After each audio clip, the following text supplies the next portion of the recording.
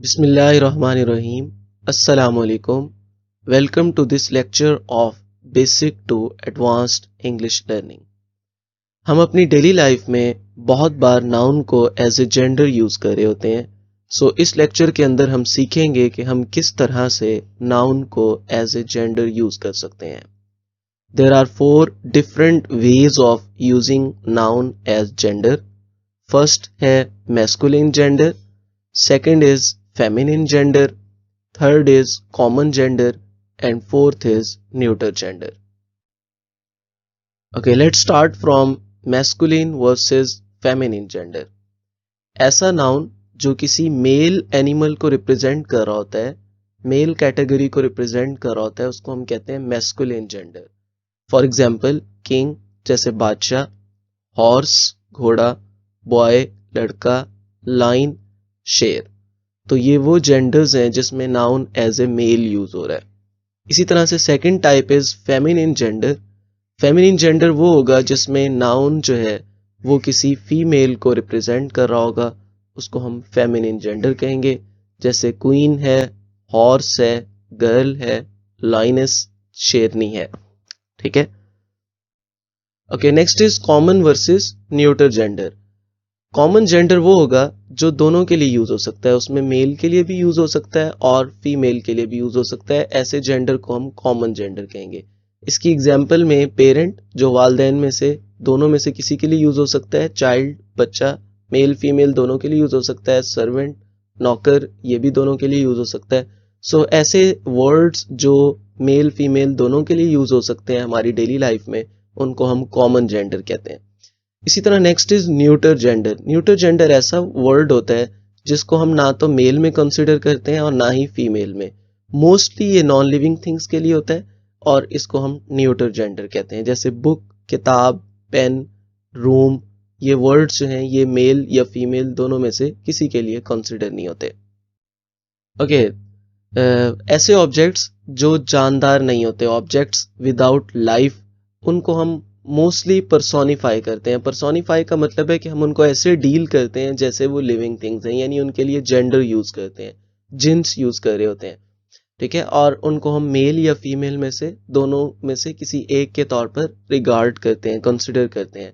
For example masculine gender हम आमतौर पर उस वक्त यूज करते हैं जब हम किसी चीज की स्ट्रेंथ को शो कर रहे हो या वॉयलेंस को शो कर रहे हो, तब हम मैस्कुलिन जेंडर यूज करते हैं। जैसे यहाँ पे कुछ वर्ड्स हैं जिनको हम मैस्कुलिन में कंसिडर करते हैं ड्यूरिंग आवर इंग्लिश लैंग्वेज। तो फॉर एग्जाम्पल सन, यहाँ पे उससे रिलेटेड एक सेंटेंस भी लिखा हुआ है, the sun sheds his beams on rich and poor alike. तो ये उसकी स्ट्रेंथ को शो कर रहा है कि सन जो है वो अपनी सूरज जो है वो अपनी शुआएं गरीब और अमीर दोनों पर एक जैसा जो है वो बखेरता है। ठीक है, यानी सूरज की रोशनी सबको बराबर पहुंचती है। इसी तरह से टाइम, डेथ, जो डेथ वायलेंस को शो कर रहा है। तो ऐसे वर्ड्स के लिए हम मैस्कुलिन जेंडर जो है वो यूज करते हैं। Next is feminine gender. Feminine gender आमतौर पे ऐसे ऑब्जेक्ट्स जो विदाउट लाइफ होते हैं उनमें ब्यूटी को शो करने के लिए, जेंटलनेस को शो करने के लिए, ग्रेसफुलनेस को शो करने के लिए, किसी चीज के वो कितना अट्रैक्टिव है उसको शो करने के लिए हम फेमिनिन जेंडर यूज करते हैं। जैसे मून, अर्थ, स्प्रिंग बहार, ऑटम खजां, नेचर जिसे हम ब्यूटी फितरत कहते हैं, लिबर्टी आज़ादी। जैसे फॉर एग्जाम्पल यहाँ पे एक सेंटेंस लिखा हुआ है, the moon has hidden her face behind a cloud. अब देखें यहाँ पे ब्यूटी को शो कर रहा है ये सेंटेंस, इसमें जो वर्ड मून है कि चांद ने अपना चेहरा जो है वो बादलों के पीछे छुपाया हुआ है। तो ये चेहरा छुपाना जो है ये रिलेट करता है फीमेल के साथ और ये ब्यूटी को शो कर रहा है यहाँ पे। इसी तरह से spring has spread her mental of green over the earth, कि स्प्रिंग बहार ने अपनी जो चादर है, सब्ज चादर, वो पूरी जमीन पर बिछा दी है।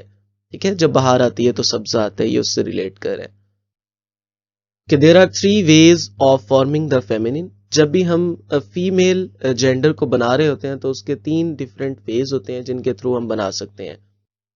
Okay, first method is by using entirely different word, यानी हम बिल्कुल ही एक डिफरेंट वर्ड यूज करते हैं फेमिनिन का। जैसे फॉर एग्जांपल बॉय है उसका गर्ल हो जाएगा। ठीक है, इसी तरह डॉग है तो उसका बिच हो जाएगा, किंग बादशाह है तो क्वीन मलका हो जाएगा। ठीक है, इसी तरह अंकल हैं तो उनका आंट हो जाएगा। तो बिल्कुल ही डिफरेंट वर्ड यूज होंगे फेमिनिन में। ओके, नेक्स्ट मेथड इज जिसमें हम एक सेलेबल को सफिक्स के तौर पे यूज करते हैं। सफिक्स ऐसे वर्ड्स होते हैं जिनको हम आखिर में यूज कर रहे होते हैं, जैसे ई डबल एस आमतौर पे फेमिनिन बनाते वक्त हम यूज करते हैं। जैसे पोइट है शायर, पोइटेस यानी शायरा बना लिखते वक्त हम ई डबल एस लगा देंगे। इसी तरह लाइन, इसका लॉइनेस हो जाएगा, यानी शेर का जब शेरनी का हम जेंडर यूज करेंगे तो ई डबल एस लगा देंगे। इसी तरह से मेयर, इसका हम मेयरेस कर देंगे। शेफर्ड, इसका हम शेफर्डेस कर देंगे। So these are the other methods. इसी तरह इसके अलावा कुछ और सफिक्स जो बहुत कम यूज होते हैं वो आई एन ई, ट्रिक्स, जैसे हीरो है तो हीरोइन बना देंगे, आई एन ई लगा दिए।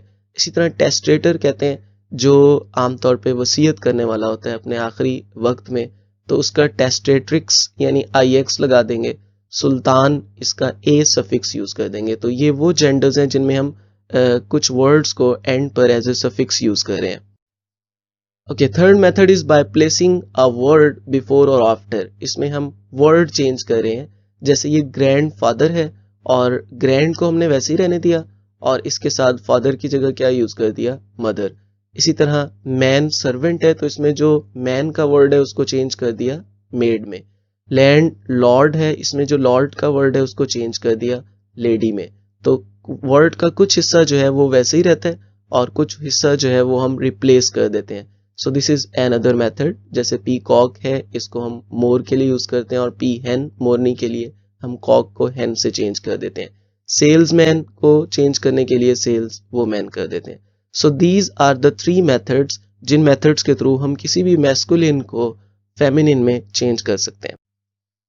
Okay, here is little assignment. आपने कमेंट के अंदर जो है एक एक मैस्कुलिन और फेमिनिन को जो हमने तीनों मेथड्स पढ़े हैं उनको जेंडर की बेस पर मैस्कुलिन को फेमिनिन में चेंज करके लिखना है और अगर आप गलत होंगे तो हम आपको करेक्ट कर देंगे, इससे आपकी प्रैक्टिस हो जाएगी।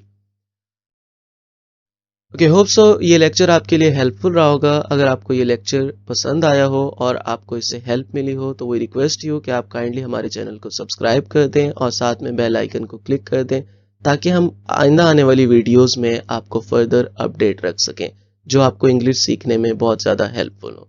Thank you. अल्लाह हाफिज़।